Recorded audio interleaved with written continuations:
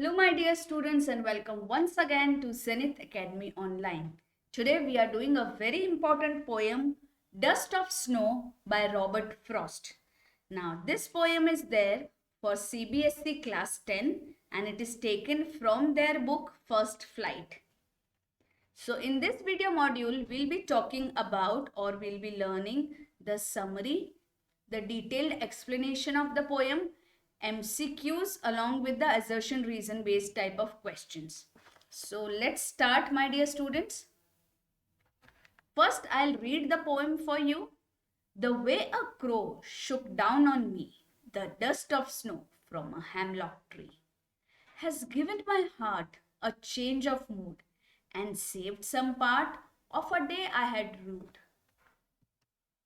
So children, let me tell you this poem, the summary of this poem and the MCQs I have taken from this particular book, Oswal Gurukul, most likely CBSE question bank for 2023 examination. I have given you the link of this book in the description. So you can check in the description box. The link is given. You can go and have a check. Now let's begin. Let's not waste any more time. So summary is taken from this poem. I'll just read out the summary for you and then I will give you word by word explanation later on. Okay. So in this poem, a crow shakes off some snow dust on the poet who is standing beneath a hemlock tree. Now this symbolizes the shaking off of sadness from the poet's heart and making it a better day. The poem describes a very simple happening in a very simple words. So it tells us that sometimes even a small incident may prove to be of a larger significance. The poet is upset in the beginning of the poem, but a small incident of falling of snow changes his mood totally. In the end of the poem, the poet feels relaxed and thankful to nature for saving his day from being wasted. So this was the summary given in this particular book. Now I will explain you. Okay, so this is the first stanza. The way a crow shook down on me the dust of snow from a hemlock tree. So in this stanza, the poet is talking about a winter's day when all the trees were covered in snow. The poet was standing or maybe walking under one such snow-covered tree. The tree talked about here was North American conifer.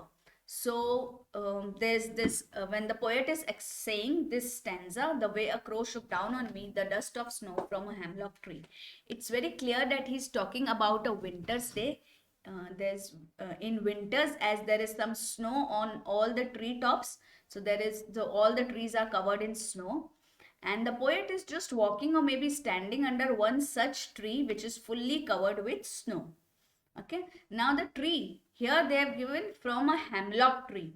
So hemlock is a North American conifer and the smell of this tree resembles that of the European plant from which the poison known as hemlock is made.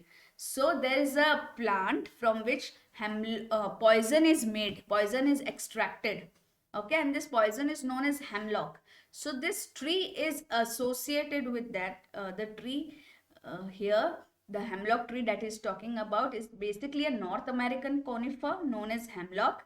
And since its smell resembles with the European plant which is used to make the poison hemlock. So here this tree is basically connected with something negative. So there's nothing positive associated with this tree. So this is considered as a negative thing, for bringing a negative feeling. The poet has used hemlock tree. So now a crow alighted on this tree. Suddenly a crow came and sat on one of the branches of this tree. So a crow alighted on this tree suddenly, and because of this sudden motion, the snowflakes atop it, the snowflakes which are there on the top of this tree on all the branches and leaves, it falls down on the poet like a dust. Now why is it compared with dust? Why is it called dust of snow? Because the particles are so small, so minuscule, okay, so soft, that they are compared with small they are said dust.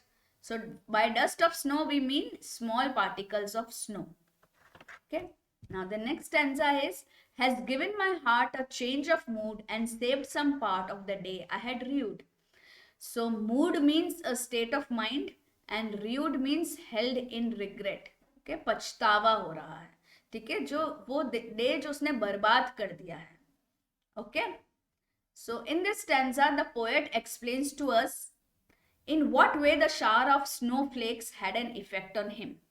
So obviously when the dust of snow fell on him, there was some effect on the poet. So what is that effect he's explaining in this stanza?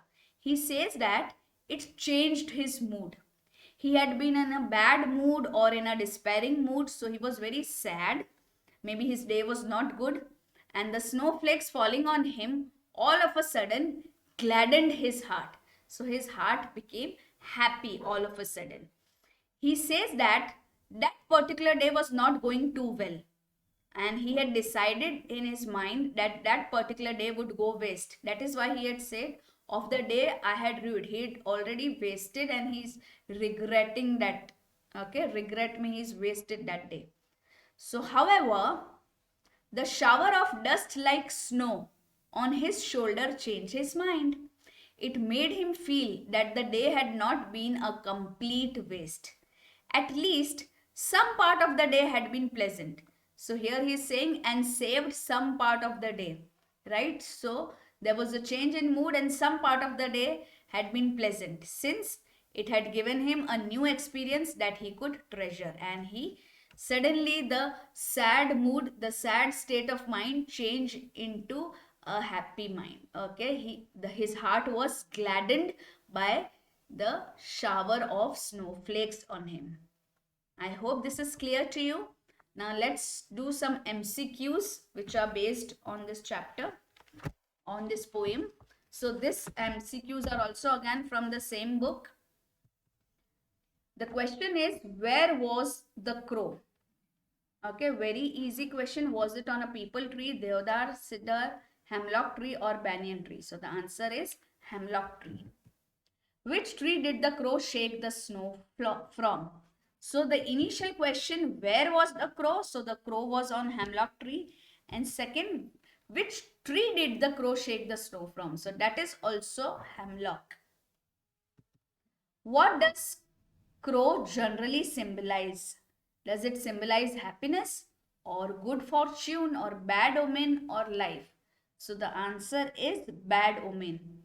That's why hemlock tree is also been used, because that is also considered as, you know, a bad omen. So crow also symbolizes bad omen.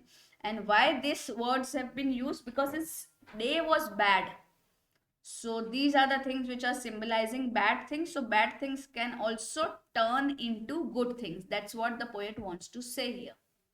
What does dust of snow represent? Does it represent healing power of nature or particles of snow or cold weather or none of the above? So it represents, see, dust of snow means the particles of snow. But what is it representing? You have to read the question very well. So what is it representing? It is representing the healing power of nature. What was the mood of the poet in the beginning of the poem? Was he sad or confused or happy or none? So you have to read in the beginning of the poem. In the beginning of the poem, the poet was sad. What did the poet think of the day before the dust of snow fell on him?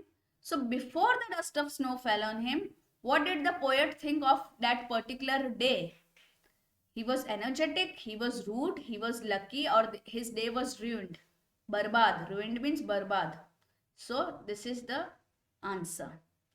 So before the dust of snow fell on him, his day was actually ruined.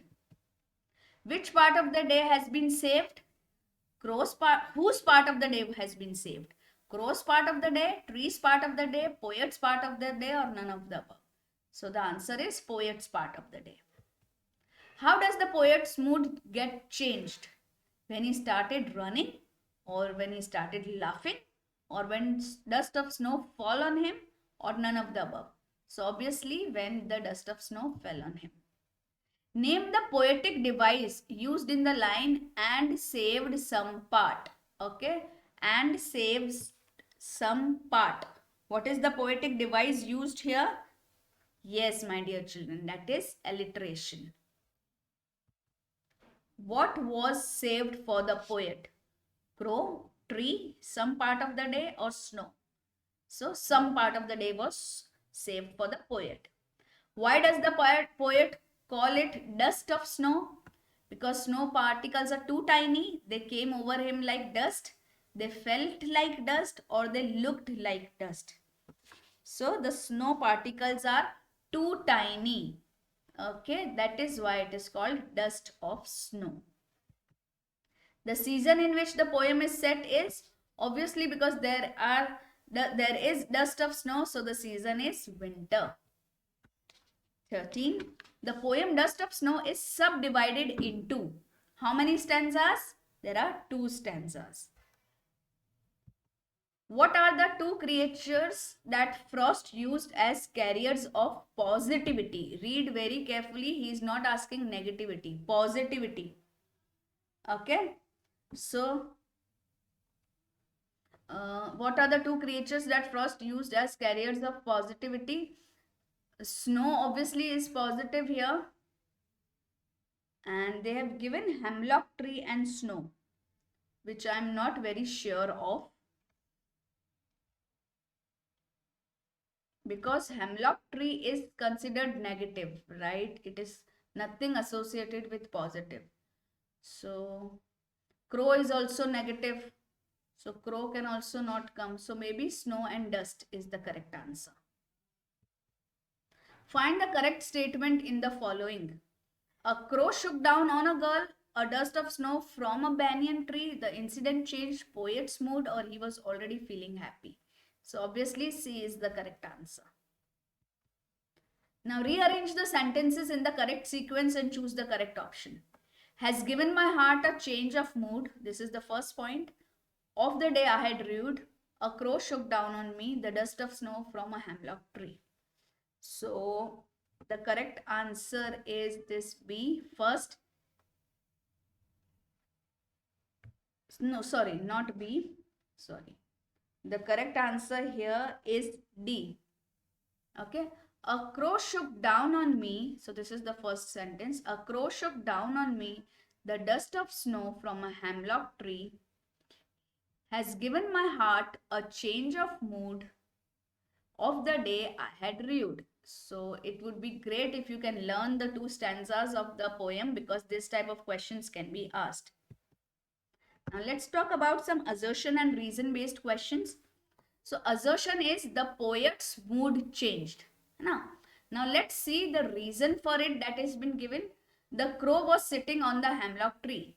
So my dear students, the crow was sitting on the hemlock tree. So this reason is true. But this is not the reason for changing the poet's mood. Why did the poet's mood change? Because the snow dust fell on him. So the answer of question number 17 is B. Both assertion and reason are correct, but reason is not the correct explanation of the assertion. See, this is correct that the poet's mood changed. This is also correct that the crow was sitting on the hemlock tree. But this reason is not the correct explanation of the mood, change of mood. Now, the reason is just that the crow is sitting on the hemlock tree. Now, next, the poet was having a terrible day. So, this was true. He got fired from his job. But this is nowhere given in the poem that he was fired from his job. So, we are not very sure. So, assertion is true and the reason is false. Okay. Now, assertion. The dust of snow fell on the poet by a crow. The crow was adjusting himself on the tree. Okay. So, what is the correct answer for this? Can you tell me? Yes. Assertion is true and reason is false because there's nothing mentioned of adjusting himself on the tree. He alighted there suddenly. So because of the sudden jerk of arriving on the tree, the dust of snow fell on the poet. So the assertion is true and the reason is false. C is the correct answer. Now let's see this question. The poet mentioned a poisonous tree. He wanted to indicate a sad scene. That's the reason. Okay. So both the assertion and a reason are correct, and reason is the correct explanation of the assertion. So he wanted to indicate a sad scene. That is why he mentioned a poisonous tree. Okay. Is that clear to you all? Now next. Crows are often used in poems. And the reason, crows display bad omen. So the assertion is false because no, crows are not often used in poems. Okay, in poems we use beautiful birds. Okay, we use manna, we use cuckoos, we use night angels, but not crows. So crows are not often used in the poems. And crows displays bad omen. This is true. So this is false and this is true. So assertion is false and the reason is true. Since they display bad omen, that is why most of the time it is not used in the poems. So these all questions I had taken from this book. Apart from these questions, there are extract based questions, thinking about the poem, additional questions and reference to context questions also. But I have just covered MCQs. So this book covers chapter wise and category wise questions. There's a special focus on new pattern questions. Multiple choice questions are included, extract based questions are included, complete guide for self study and includes chapter summary. Previous year's board questions are also incorporated in this book. So if you want to buy this book for English language and literature, you can go ahead. I have given you the link in the description box. Okay. So if you have liked the poem and the explanation and the questions associated with it, do subscribe to our channel, hit the like button and share it with all your friends and keep the learning always on. Thank you, my dear students.